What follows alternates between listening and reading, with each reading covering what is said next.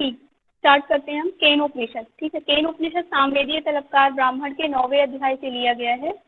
इसके अन्य नाम, दूसरे नाम और क्या क्या कहा गया है, इसको जैमिनी उपनिषद भी कहा गया है और ब्राह्मण उपनिषद भी कहा गया है।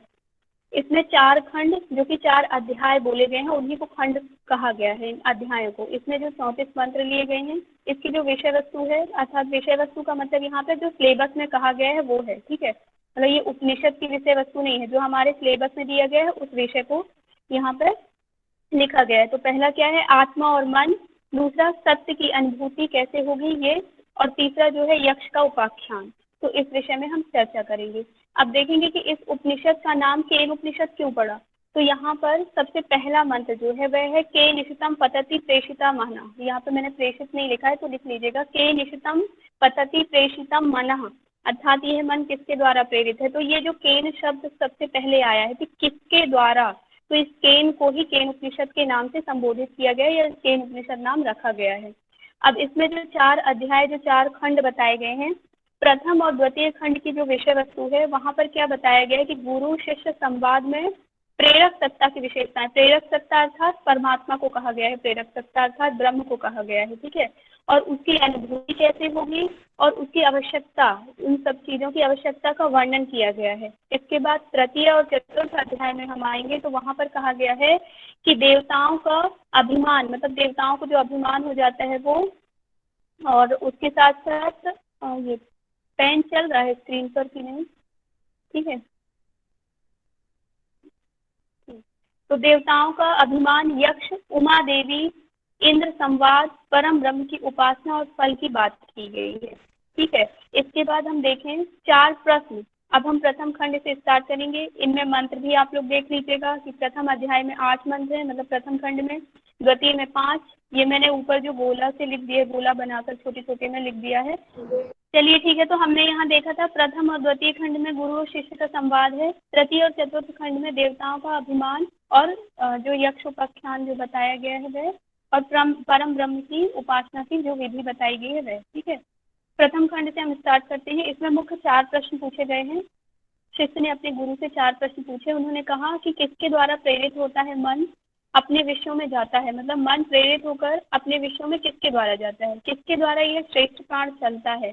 तीसरा प्रश्न है, किसके द्वारा वाणी की क्रियाशीलता होती है। क्रियाशीलता अर्थात किसके द्वारा ये वाणी बोल पा रही है, बोलने में सक्षम कैसे है।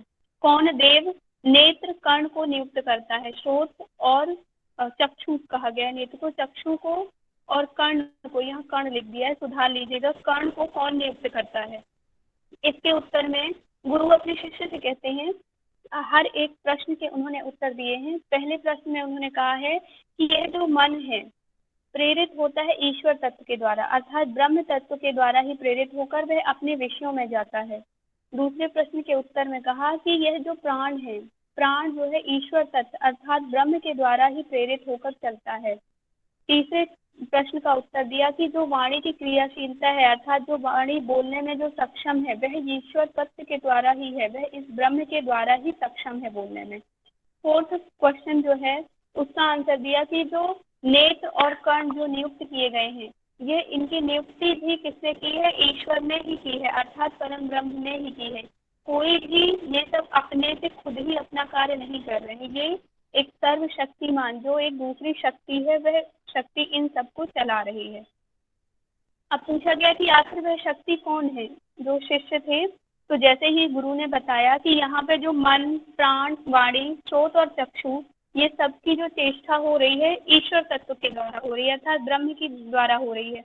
तो उनके जो शिष्य थे तो वो कहते हैं आखिर ये ब्रह्म है कौन। तो ब्रह्म की महिमा बताते हैं उनके गुरु और कहते हैं कि हर एक मंत्र में अलग अलग से बताया गया। मैंने यहाँ साथ में लिख दिया है कि मन, प्राण, वाणी और श्रोत के द्वारा ब्रह्म को नहीं जान सकता। मतलब उनके आचार्य कहते हैं, जो गुरु थे, कहते हैं कि यदि तुम सुनना चाहते हो कि वो वह कौन है तो सुनो कि मन, प्राण, वाणी और श्रोत के द्वारा उस ब्रह्म को नहीं जाना जा सकता है, लेकिन जो मन की शक्ति है, अर्थात जो मन चेष्टा कर रहा है, जो वाणी की शक्ति है जिसके द्वारा ये वाणी बोल रही है, प्राण की चेष्टा अर्थात प्राण की चेष्टा जिसके द्वारा हो रही है, प्राण का प्रवाह जिसके द्वारा हमारे में हो, शरीर में हो रहा है, चक्षु जिसके द्वारा देख रही है, श्रोत जिसके द्वारा सुन रहे हैं, कान जिसके द्वारा सुन रहे हैं, वह ब्रह्म है। अर्थात ब्रह्म की शक्ति के द्वारा ही यह सभी के जो है चेष्टा है।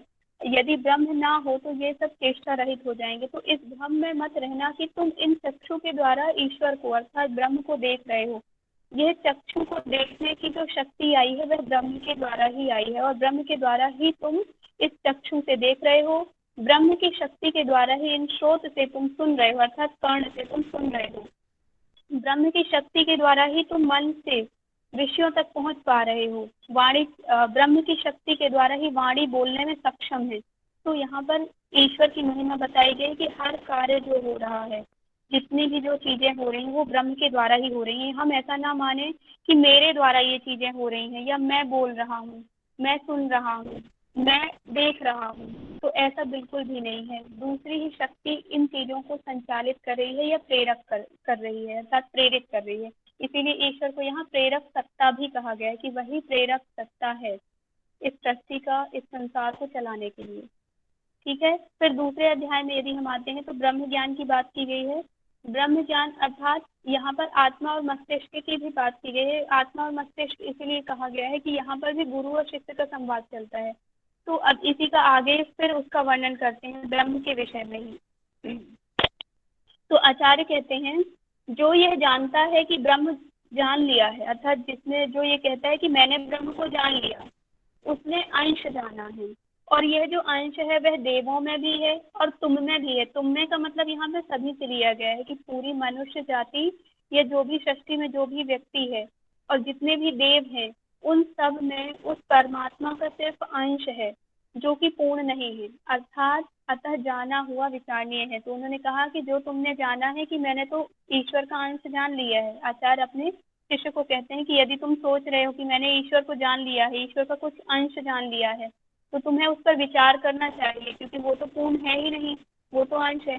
इसी की जो अंश की बात आती है, आप जब गीता पढ़ेंगे, गीता के 10वें अध्याय का 41वां श्लोक है, वहां पर बताया गया है कि ईश्वर जो है अंश के रूप में बताया गया कि अंश के रूप में ही मैं विद्वान हूँ, पूर्ण नहीं, और उसी अंश के द्वारा पूरी सृष्टि का संचालन कर रहा हूँ। मतलब उसको पूरा आने की भी आवश्यकता नहीं है, उस अंश से ही पूरी सृष्टि का वह संचालन कर रहा है। ठीक है, इसके बाद जैसे ही ये शिष्य सुनते हैं कि गुरु ने कहा कि भाई तुमने तो ब्रह्म को, यदि तुम सोच रहे हो तुमने जान लिया तो अंश जाना है, तो गुरु कहते हैं ठीक है, आपने यदि ऐसा कहा है।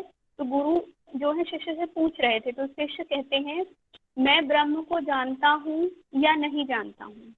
यह दोनों उत्तर ही अपूर्ण है। मतलब वो गुरु को बता रहे हैं कि मैं ब्रह्म को जानता हूँ या नहीं जानता, ये दोनों उत्तर ही अपूर्ण है, क्योंकि मैं तो खुद ही नहीं जानता कि ब्रह्म कैसे है, और जिसने ब्रह्म को जान लिया तो वह ब्रह्म के बारे में तो बता ही नहीं सकता है, अवर्चनीय है वह। तो शिष्य ने मतलब बहुत खूबसूरती से बता दिया कि उन्हें उत्तर भी दे दिया, और उस उत्तर में मतलब जो छिपा हुआ है वह सिर्फ एक गुरु ही देख सकते हैं। तो उन्होंने कहा कि शिष्य ने क्या कहा, मैं ब्रह्म को जानता हूँ या नहीं जानता हूँ, यह दोनों उत्तर ही मेरे लिए अपूर्ण है। उन्होंने कहा कि उत्तर तो अपूर्ण है, मैं पूर्ण उत्तर दे ही नहीं सकता, मैं सक्षम ही नहीं हूँ अभी कि मैं इस पूर्ण उत्तर को दे सकूं कि ब्रह्म कैसे है। यह तो सिर्फ वही जानता है जो ब्रह्म को जानता है।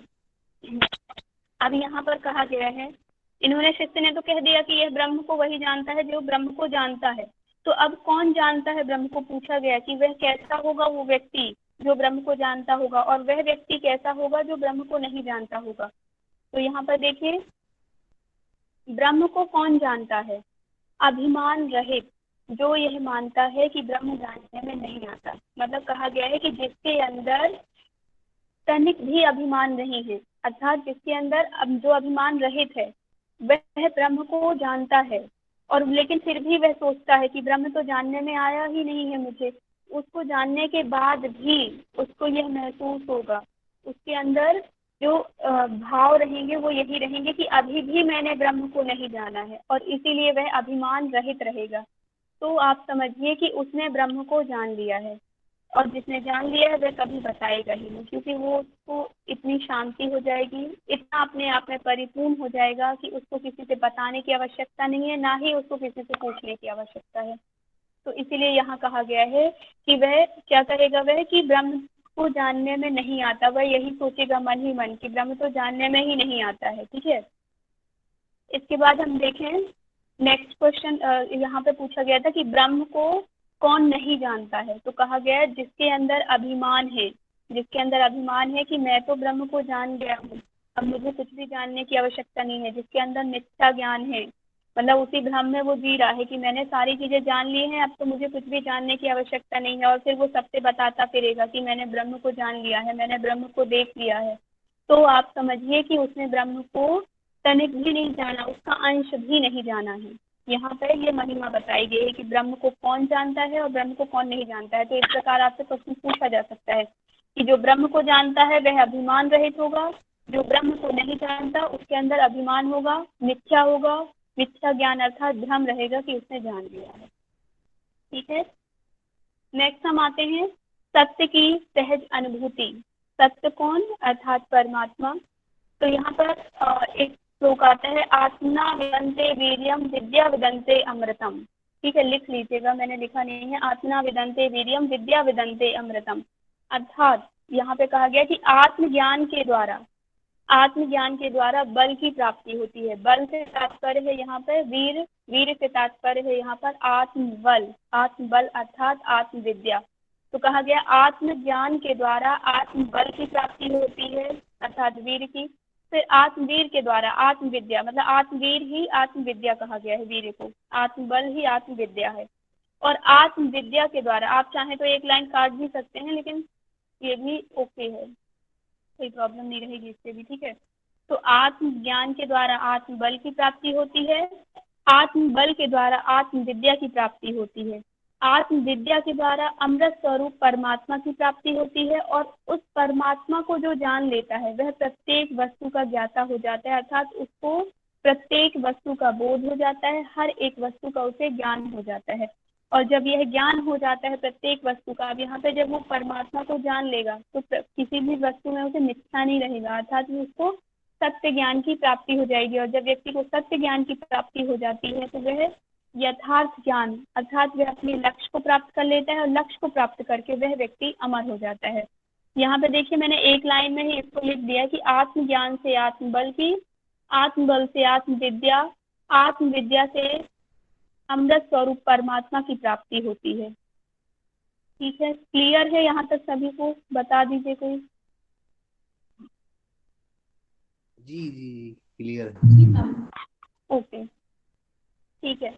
अब यहाँ पर परमात्मा की प्राप्ति का उपाय तो बता दिया कि कैसे हो जाएगी। यहाँ कहा गया सत्य, उस सत्य को कैसे जानेंगे कि आपने सत्य जान लिया, तो परम ब्रह्म को प्राप्त करके यथार्थ लक्ष्य को प्राप्त, लक्ष्य क्या बताया गया, यहाँ परम ब्रह्म को ही लक्ष्य बताया गया है कि उस लक्ष्य को आपने पा लिया है तो वह बुद्धिमान पुरुष, जो भी जिसने इस लक्ष्य को प्राप्त कर लिया तो उसको कहा गया कि वह बुद्धिमान पुरुष प्रत्येक तत्व प्राणी में परमात्मा को व्याप्त जानकर, मतलब हर एक तत्व और हर एक प्राणी में वह परमात्मा तत्व को देखेगा और वह अमर हो जाएगा। मतलब जैसे हमने लास्ट में ईशावास्य उपनिषद में भी कहा, देखा था ना कि वहां पर बोला गया है कि हर प्राणी में देखो कि ब्रह्म हर प्राणी में है, मतलब परमात्मा हर प्राणी में है और परमात्मा में हर प्राणी है, उस तत्व को देखना है। तो यही कहा गया कि जब वह बुद्धिमान पुरुष प्रत्येक तत्व प्राणी में परमात्मा को व्याप्त जान लेगा तब वह अमर हो जाएगा। इसके बाद हम आते हैं तृतीय खंड में। तृतीय खंड अर्थात यक्षोपाख्यान, जो कि हमारे सिलेबस का बहुत ही इंपॉर्टेंट पार्ट है। यक्षोपाख्यान में बताया गया है, यक्ष यहाँ पे ब्रह्म को कहा गया है। जब देव और असुरों का यहाँ पर युद्ध होता है तो देव और असुर के युद्ध में देवताओं की विजय हो जाती है, और देवताओं की इस विजय के कारण कौन होते हैं, ब्रह्म होते हैं, अर्थात ब्रह्म के कारण ही देवता विजय प्राप्त करते हैं। लेकिन क्या होता है कि देवताओं को तो अभिमान हो जाता है, उनको लगता है कि हमने अपने कारण से अपने बल के द्वारा इस विजय को प्राप्त किया है। तब क्या होता है कि यक्ष उनके अभिमान और उनके मान वर्धन, उनको जो भी अभिमान हुआ था, उनके अंदर जितना भी अभिमान था उसको खत्म करने के लिए, उसको नष्ट करने के लिए यक्ष जो है अर्थात ब्रह्म जो है यक्ष रूप में प्रकट होते हैं। जब ब्रह्म यक्ष रूप में प्रकट होते हैं तब वे जो देवता होते हैं तो देवता देखते हैं कि कोई यक्ष आए हैं, तो उनको पता नहीं होता आखिर ये यक्ष हैं कौन। तब वो एक एक करके इंद्र कहते हैं पहले अग्निदेव से कि अग्निदेव आप जाकर देखिए आखिर ये यक्ष हैं कौन, इनका परिचय लेकर आइए आप। तो जैसे ही अग्निदेव जाते हैं, यक्ष से पूछते हैं आखिर आप हैं कौन। तो यक्ष पूछते हैं कि आप कौन हैं। अग्निदेव कहते हैं कि मैं अग्नि हूँ और मुझे जात वेदा के नाम से भी जाना जाता है। तो यक्ष कहते हैं कि आप में क्या शक्ति है। तो वो कहते हैं मैं चाहूँ तो एक पल में पूरी सृष्टि को जलाकर भस्म कर सकता हूँ। तो यक्ष ने कहा यदि ऐसा है तो उन्होंने अपने हाथ में एक तिनका उठाया और कहा कि आप इसे भस्म करके बताइए। अग्निदेव अपनी पूरी शक्ति लगा देते हैं लेकिन उस तिनके को भस्म नहीं कर पाते हैं। जब उस तिनके को भस्म नहीं कर पाते हैं तो वह अपमानित हो जाते हैं, अपने अंदर ही अंदर अपमान महसूस करते हैं और वह दौड़कर वापस इंद्र के पास आ जाते हैं और कहते हैं कि मैं तो उनको जानने में सक्षम नहीं हूँ। तब इंद्रदेव दूसरे देवता को भेजते हैं अर्थात वायु देवता को, और कहते हैं कि आप जाइए और पता करिए कि आखिर यह यक्ष कौन है। जब वायु देवता जाते हैं तो वहां पर फिर से यक्ष पूछते हैं कि आखिर आप कौन हैं। तो वायु देवता कहते हैं मैं वायु हूँ और लोग मुझे मातरेश्वर के नाम से भी जानते हैं। तो यक्ष कहते हैं आप में क्या शक्ति है, आप क्या कर सकते हैं, क्या करने में आप सक्षम हैं। तब वहां पर वायुदेव कहते हैं मैं यदि चाहूँ तो एक पल में इस पूरी सृष्टि को, पूरे संसार को, पूरी पृथ्वी को उड़ा करके और आकाश में उड़ा सकता हूँ। तो यक्ष कहते हैं ठीक है, पृथ्वी में तो बाद में ही जाना, आप संसार को बाद में उड़ाना, पहले इस तिनके को उड़ाकर बता। तो वो हाथ में एक तिनका लेते हैं और कहते हैं इस तिनके को उड़ाइए। तब वहां पर जो वायुदेव होते हैं वो पूरी शक्ति लगा देते हैं अपनी, लेकिन वह तिनका हिलता भी नहीं है, वो तिनका जैसा रखा था वैसा ही रखा रहता है। तो वायुदेव फिर वो भी अपमानित महसूस करते हैं अपने आप को और वापस वो इंद्र के पास चले जाते हैं और इंद्र से वह भी यही चीज बताते हैं कि ऐसा ऐसा जो भी चीजें हुई हैं वो इंद्र से सारी चीजें बताते हैं।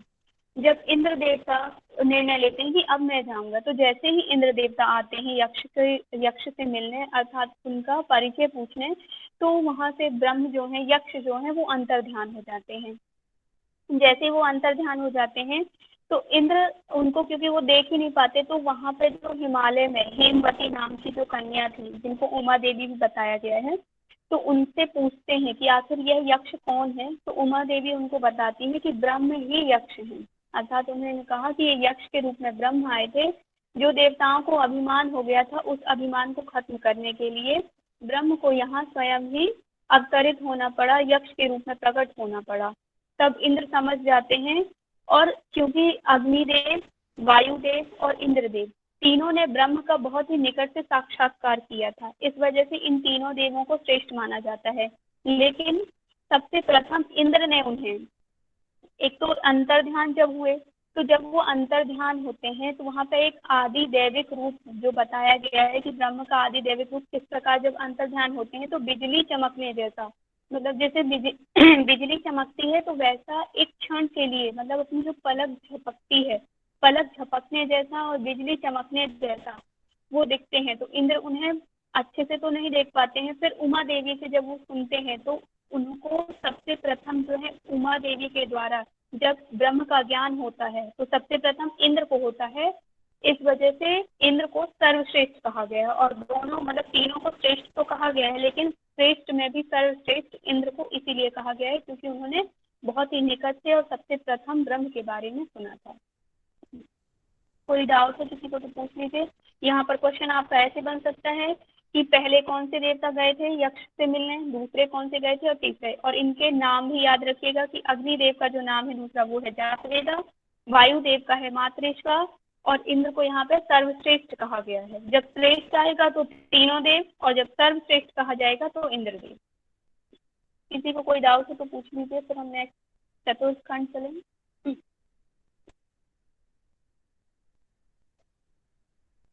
मैम श्रेष्ठ अग्निदेव और जब क्या बोला था आपने, रिपीट कर दीजिए इस लाइन को।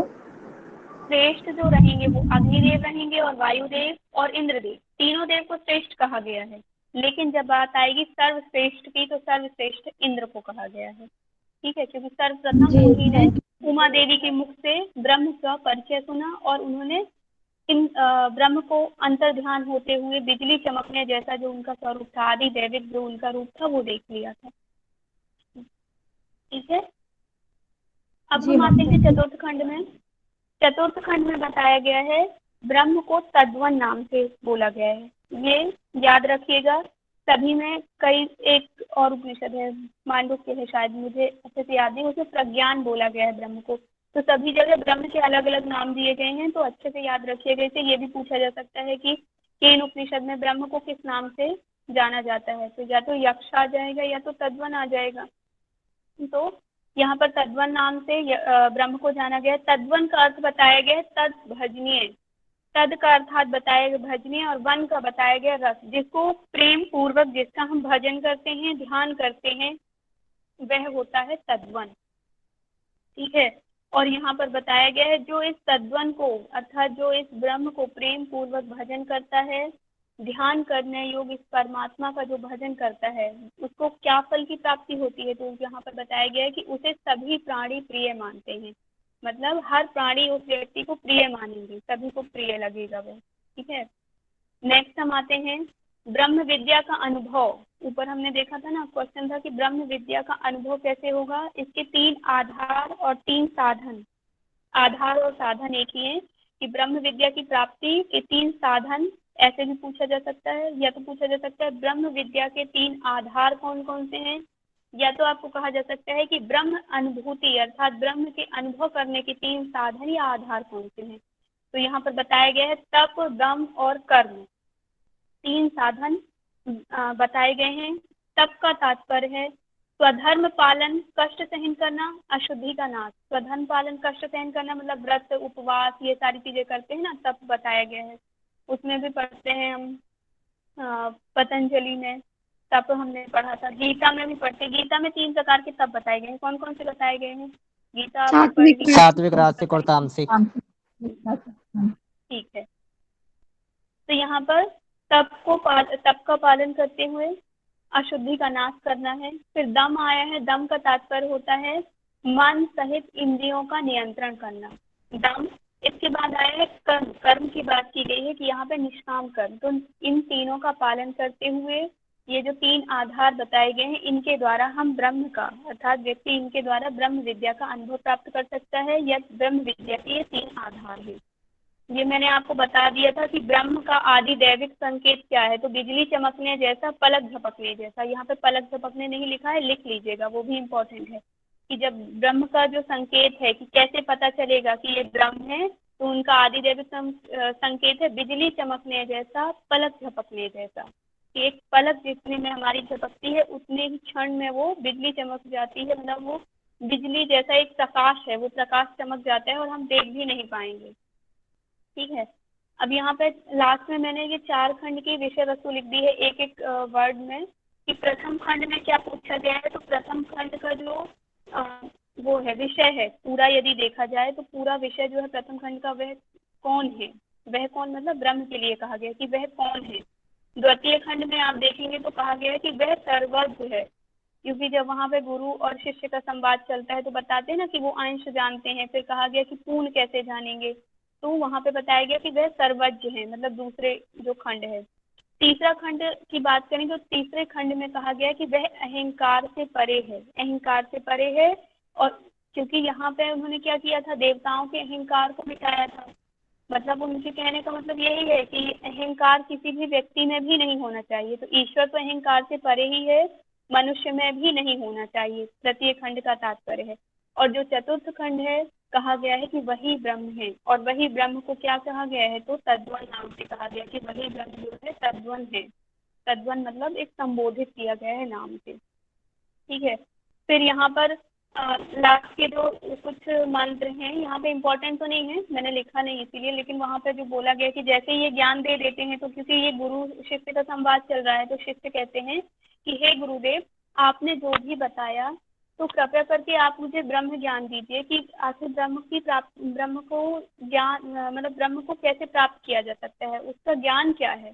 तो गुरु कहते हैं, जो आचार्य है वो कहते हैं, जितना भी मैंने जो कुछ भी अभी तुम्हें बताया यही तो ब्रह्म विद्या थी, और तुमने इसी का यदि अच्छे से अनुसरण किया तो तुम पापों से मुक्त हो जाओगे, सारे पापों से तुम्हें मुक्ति मिल जाएगी, तुम्हारे पाप समूह नष्ट हो जाएंगे और तुम सर्वश्रेष्ठ परम पद की प्राप्ति करोगे। तो यह एक पूरे उपनिषद को उन्होंने ब्रह्म विद्या कहा है कि यह उपनिषद जो है ब्रह्म विद्या का विषय है। और सभी खंड को भी अलग अलग बांट दिया कि एक एक खंड में किस विषय में बात की गई है। तो इस प्रकार ये आपका उपनिषद समाप्त होता है। अब आपके जो भी डाउट हो या किसी को कुछ समझ नहीं आया हो तो आप लोग पूछ सकते हैं। मैम वो जो आपने सबसे पहले पढ़ाया था प्रथम खंड में जो 4 प्रश्न कुछ बताए थे आपने, मैम उनको एक बार हाँ इनको थोड़ा सा बता दीजिए मैम प्लीज। ठीक, 4 प्रश्न में क्या बताने हैं आपको, कौन सा? यहाँ पे किसके देखिए, यहाँ पे जो 4 प्रश्न पूछे गए हैं ना, तो एक सिंपल सी यदि हम लैंग्वेज में देखें तो यहाँ मन, जो हम मन जिससे हम सोच रहे हैं, ठीक है, वह मन, जो प्राण है, हमारे प्राण वायु जो चल रही है, प्राण वायु तो आपने पढ़ा ही होगा, तो वो जो प्राण वायु चल रही है, जो वाणी, जैसे कि मैं अभी बोल रही हूँ, तो ये वाणी की क्रियाशीलता किसके द्वारा हो रही है? जो नेत्र, जो आप देख रहे होंगे अभी स्लाइड में, नेत्रों के द्वारा आप देख रहे हैं, चक्षु के द्वारा, और कर्ण के द्वारा मुझे सुन रही है, सुधार लीजिएगा, कर्ण लिख दिया मैंने, कर्ण है वहां पर, कर्ण अर्थात कान। तो जिनके द्वारा आप सुन रहे हैं, ये सब जो है किसकी शक्ति के द्वारा चल रहे हैं, ये पूछा गया है यहाँ पर। तो उत्तर में आचार्य ने बताया कि ये सभी जो है ब्रह्म की शक्ति के द्वारा चल रहे हैं, अर्थात ईश्वर तत्व इनका कारणभूत है, उसकी ही शक्ति के द्वारा ये सभी कार्य करने में सक्षम है। ठीक है, ठीक है मैम, थैंक यू। और किसी का कोई क्वेश्चन?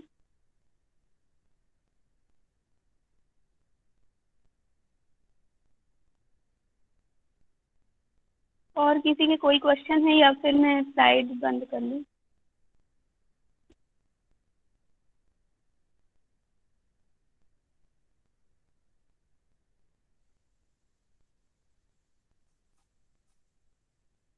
मैं एक बार ब्रह्म विद्या के जो साधन आपने बताए हैं एक बार दोबारा से आप बता देंगे? ठीक, लास्ट में ना ब्रह्म विद्या के साधन ये जी तीन। जी जी, लास्ट में अभी हाँ जो हाँ, बताए थे।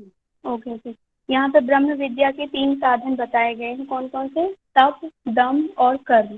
तप का तात्पर्य है कष्ट सहन करना, स्वधर्म का पालन, और कष्ट सहन करते हुए, स्वधर्म का पालन करते हुए अशुद्धि का नाश करना। जैसे कि गीता में 3 प्रकार से बताए हैं कि ये तप भी कैसे कर रहे हैं, जैसे सात्विक, राजसिक और तामसिक तप। ठीक है, तो उनसे आप रिलेट कर सकते हैं। इसके बाद जो दम है, दम यहाँ पर बताया गया है कि मन और इंद्रियों का नियंत्रण जो है वह दमन, अर्थात इंद्रियों का दमन करना, मन का दमन करना, इनको विषयों से हटाना, नियंत्रण करना, तो यह दम है। और कर्म में बताया गया निष्काम कर्मयोग, ये मैंने आप लोगों को कल भी बताया था, निष्काम कर्मयोग कि सभी कर्म करते हुए ईश्वर पे समर्पित कर देना, फल की आशा ईश्वर पे नहीं, समर्पित। हाँ, फल की आशा नहीं करके कर्म करना, बिल्कुल, ऐसा। हाँ, फल की इच्छा न करते हुए अपने सभी कर्मों को ईश्वर पर समर्पित कर देना ही कर्म है। मतलब यह नहीं सोचना है कि मैं ये कर रहा हूँ, अर्थात हमें हर कर्म को यह सोचकर करना है कि मैं निमित्त बना हुआ हूँ या निमित्त बनी हुई हूँ और यह कार्य ईश्वर के द्वारा हो रहा है। क्योंकि पहले ही हमने मंत्र में इसमें पढ़ा ना, क्या कहा गया कि ये जो कार्य हो रहा है ईश्वर के द्वारा हो रहा है, अर्थात मतलब प्राण भी चल रहे हैं तो ईश्वर के द्वारा, सोच भी रहे हैं हम तो ईश्वर के द्वारा, बोल भी रहे हैं, सुन भी रहे हैं, तो सारी चीजें उस ब्रह्म के द्वारा ही हो रही हैं। तो अर्थात हमारा कर्म भी उसके द्वारा हो रहा है, हम हर एक चीज के निमित्त बने हुए हैं, सिर्फ निमित्त कारण। ओके मैम, एक आपने श्लोक बताया था ना आत्मज्ञान का, एक बार रिपीट कर देंगी क्या? हाँ हाँ हाँ, उसमें ये था आत्मना विदन्ते वीर्यम विद्या विदन्ते अमृतम। लिखना है क्या? आराम से बोलो। जी मैम। जी हाँ मैम, लिखिए। लिखना है। ओके ओके, लिखिए आत्मना, आत्मा, आत्मा मतलब आत्मना, ठीक है, आत्मना विदन्ते, आत्मना विदन्ते वीर्यम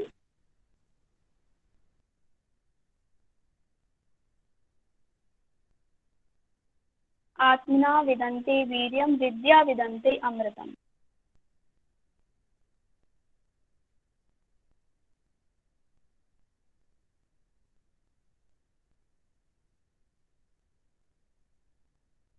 दीदी आपने इसमें सत्य का बताया था ना, एक बार वो स्लाइड बता दीजिए सत्य के बारे में, मतलब परब्रह्म को प्राप्त कर यथार्थ की प्राप्ति में। सेकेंड वाले में हाँ, ये सत्य जो है ना वही है, आत्मना विदन्ते वीर्यम विद्या विदन्ते अमृतम, मतलब आत्मा से आत्मबल की प्राप्ति। आत्मबल को यहाँ विद्या ही कहा गया है कि मतलब जो आत्मबल क्या है हमारा, तो आत्मविद्या ही हमारा आत्मबल है। ठीक है, तो आत्मज्ञान से आत्मबल की प्राप्ति होती है, आत्मबल से विद्या की, और आत्मविद्या से अमृत स्वरूप परमात्मा की प्राप्ति होती है। और जब व्यक्ति अमृत स्वरूप परमात्मा की प्राप्ति कर लेता है तो उसे प्रत्येक वस्तु का बोध हो जाता है, हर वस्तु का मतलब सत्य का ज्ञान हो जाता है उसे।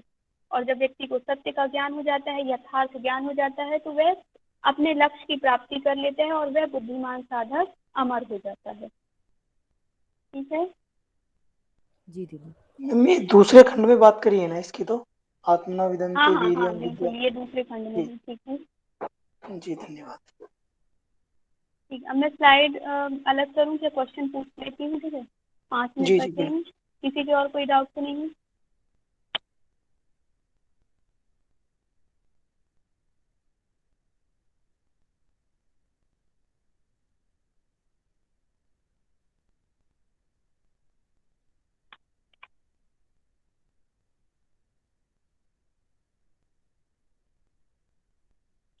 हैरान कैसे हो के ले आते?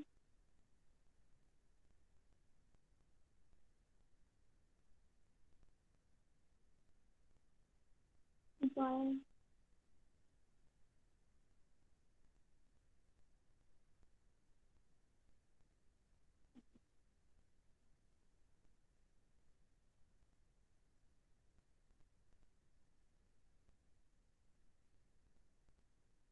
हेलो हरिओम, आवाज आ रही है? लेफ्ट हो गई थी। चलिए ठीक है, क्वेश्चन पूछते हैं। केन उपनिषद में कितने खंड बताए गए हैं, बताइए कोई भी। 4।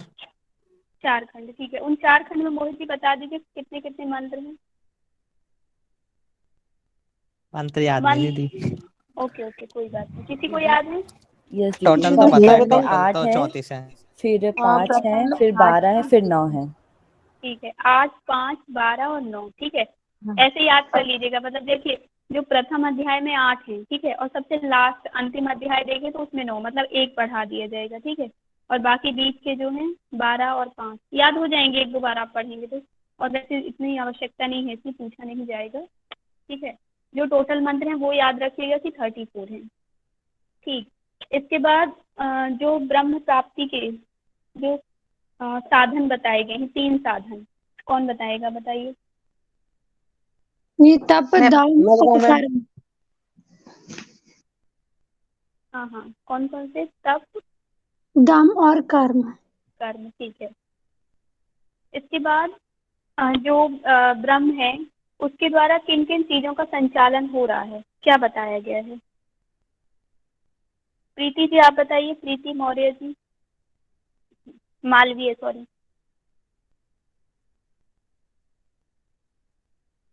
ब्रह्म के द्वारा किन चीजों का संचालन हो रहा है, किसका प्रेरक कहा गया है ब्रह्म को, बताइए। जी मैम, किसका? मैम इसमें वाणी, प्राण वाणी, प्राण, सोच और कर्ण, ये ब्रह्म जो इनको नहीं जानता, वो उसकी मतलब जो चेष्टा है वो ही शक्ति ब्रह्म है, मतलब ठीक महिमा है, बताई गई है मैम।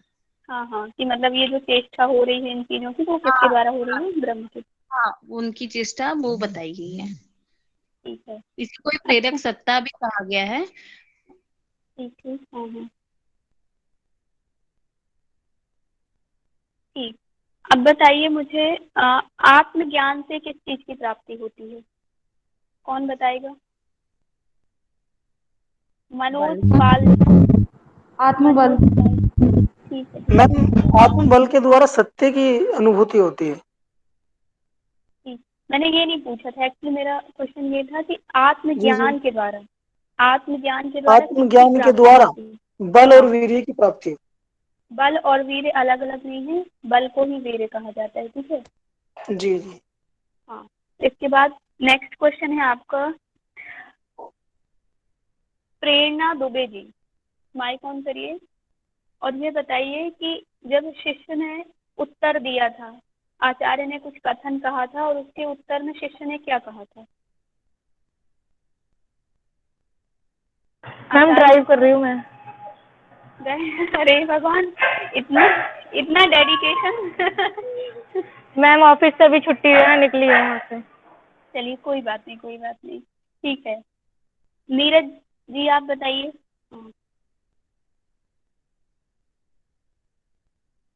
नीरज जी आप बताइए, शिष्य का क्या उत्तर था जब आचार्य का कथन था कि ब्रह्म को कौन जानता है या किसने जान लिया है? हाँ मीनाक्षी जी आप ही बता दीजिए, हैंड रेज कर दीदी, लीजिए। शिष्य कहते हैं कि मैं ब्रह्म को जानता हूँ या नहीं जानता हूँ, यह दोनों उत्तर ही अपूर्ण है, क्योंकि सिर्फ वह जानता है जो ब्रह्म को जानता है। ठीक है।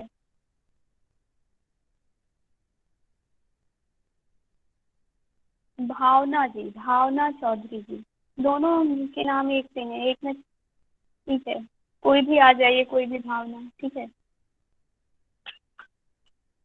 माइक ऑन करिए और बताइए कि यक्ष से मिलने कौन कौन से देवता गए थे, सीक्वेंस में बताइएगा। हाँ जी, मैं बता देती हूँ। हाँ हाँ यक्ष से बताइए। मिलने अग्निदेव, वायुदेव और इंद्रदेव गए थे। अग्निदेव ठीक। को जातवेदा भी कहा गया है, वायु को हाँ मातृश्या और इंद्र हाँ को सबसे श्रेष्ठ बताया गया है। सर्वश्रेष्ठ देवों में उनको बोला गया है, इंद्र को। ठीक है। ब्रह्म का आदि दैविक संकेत क्या है? मैं प्रगेश बताऊं? मौर्य जी, नहीं प्रगेश मौर्य जी। क्वेश्चन एक बार फिर रिपीट करिए। ब्रह्म का आदि दैविक संकेत क्या है? बिजली, बिजली चमकना और क्या करना, पलक झपकना। ठीक, बिजली चमकने और चमक पलक झपकने जैसा। ठीक है, यस यस, ऐसे ही। Okay thank you. बाकी सबसे मैसेज भी आ रहे हैं अच्छे अच्छे, सभी लोग रिप्लाई कर रहे हैं। ठीक, यहाँ पे मैंने अभी एक चीज बताई थी आप लोगों की कि चार जो खंड हैं उनको एक एक शब्द में बता दिया गया है कि किस खंड में किस विषय में चर्चा की गई है। तो प्रथम खंड में क्या विषय है, एक शब्द में जो बताया गया है, प्रथम खंड का विषय। प्रीतम सिंह जी बताइए, प्रीतम सिंह जी। प्रीतम सिंह जी से जैसे ही पूछा जाता है और प्रीतम सिंह जी तुरंत लेफ्ट होते हैं। वह कौन है? ठीक है, विजय जोशी जी आप बताइए, तृतीय खंड की विषय वस्तु क्या है, तृतीय खंड में क्या बताया गया है? मैम नहीं पता। ओके वह अहंकार से परे है। अहंकार का मर्दन। ठीक है, मतलब वह अहंकार से परे है। ठीक है, सभी का सही आंसर है। चतुर्थ खंड में क्या बात की गई है, बता दीजिए कोई भी। वही बल है। सॉरी, वही ब्रह्मा है, वही ब्रह्मा है। वही ब्रह्म है, बल नहीं वही ब्रह्म है। ठीक है। और द्वितीय खंड की क्या है विषय वस्तु? वह सर्वज्ञ है। वह सर्वज्ञ है। ठीक है, इसके बाद ब्रह्म को यहाँ पे और किस नाम से बोला गया है? ब्रह्म का दूसरा नाम क्या बताया गया? एक एक से बताइए, माइक पर क्लिक हो रहा है। तो तनिक नाम से। मैम यश। नहीं, तत्वंद करके कुछ बताया था आपने शायद। यश और तदु। ठीक है, ब्रह्म को यहाँ तद्वन नाम से कहा गया, मतलब तद्वन नाम से ब्रह्म प्रसिद्ध है यहाँ पे। और ये किस खंड में बताया गया है तद्वन? चतुर्थ खंड में। ठीक है, यक्षोपेख्यान की बात किस खंड में आती है? Third chapter. थर्ड में। थर्ड में। ठीक है, इंद्र को ब्रह्म के स्वरूप का जो यक्ष है उनके बारे में उनका ज्ञान जो है कौन बताता है? हेमवती उमा उमा देवी। देवी। उमा देवी, ठीक हाँ। है, okay very good very good, सभी से बनने लगा, पूरा याद हो गया, मतलब सभी को ना पढ़ाते ही। मुझे तो बहुत कहानी अच्छा याद है। टाइप हाँ नहीं बिल्कुल, ये ना उपनिषद कहानी टाइप का ही है। कहानी यदि आप लोगों ने अच्छे से सुन ली है तो आप लोगों को दोबारा नहीं पढ़ना पड़ेगा। कुछ चीजें हैं, एक दो पॉइंट बस आप लोगों को याद करने पड़ेंगे, बाकी पूरी कहानी ही है इसमें। ठीक है, एक उपनिषद ये है और एक इसके अगला वाला कठोपनिषद है, वो भी कहानी टाइप में कठोपनिषद, है ना। बिल्कुल हाँ। बिल्कुल, उसमें भी कहानी ही है, कहानी हम सुनेंगे यहाँ पर। ठीक है, ओके। जो इसमें क्या पूछ रही थी मैं, हाँ ब्रह्म को कौन नहीं जानता है, कौन बताएगा? अभिमान है। सबको नहीं जान सकता। हाँ, लेकिन फिर भी उसमें अभिमान ये रहता है कि मैं तो ब्रह्म को मिथ्या जानता हूँ। ज्ञान ठीक है, रहता है उसको कि, और वो सभी हमने ब्रह्म को जान लिया है, पर वो तनिक मात्र भी ब्रह्म को नहीं जानता। Okay okay okay very good nice. ठीक है, चलिए ठीक है, ये तो कंप्लीट हो ही गया। ठीक है, अब इसके बाद कल हम लोग नेक्स्ट कठोपनिषद करेंगे, सब लोग पढ़ कर आइएगा। और इसको भी अच्छे से पढ़ लीजिएगा, कोई समस्या आए तो पूछ लीजिएगा, ठीक।